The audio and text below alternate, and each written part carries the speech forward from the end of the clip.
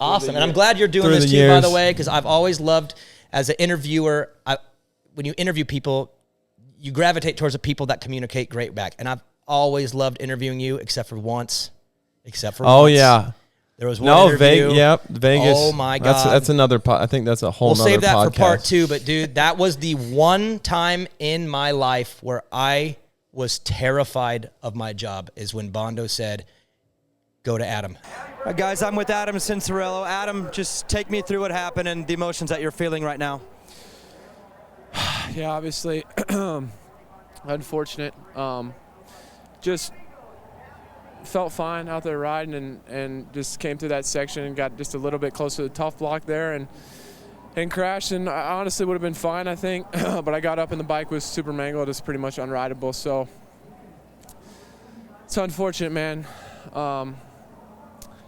Yeah, that's really all I have to say. Obviously, a lot of guys, including myself, we every day this is what we do it for, to be a champion. And unfortunately, I made a mistake that cost me the chance to be a champion.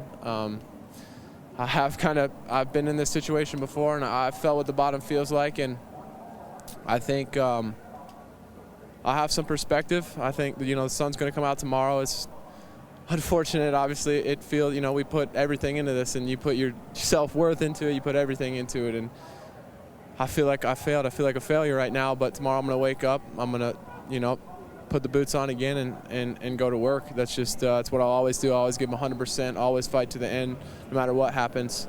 Ultimately, I'm grateful to be here, grateful to have this opportunity. A lot of people wish they had. Unfortunately, I came up short, but I'm going to get one of these things. Thanks, Adam.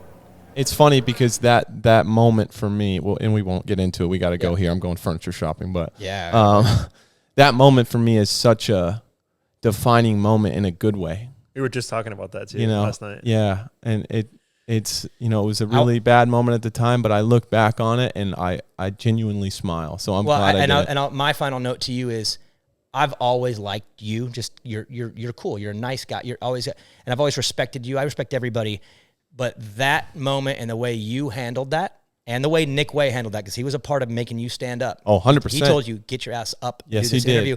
The way you handled that if it wasn't for Nick, I wouldn't have done that. Oh, probably not. And I told Nick, I pointed at the mic, and he's like, Adam, get up. He said, Nick told me you need to man up and do it. I couldn't believe that. And you did. And your interview and what you said, I'm not kidding, was one of the most inspirational things that I have ever seen and got to be a part of, because you were so unbelievably authentic and pure and awesome.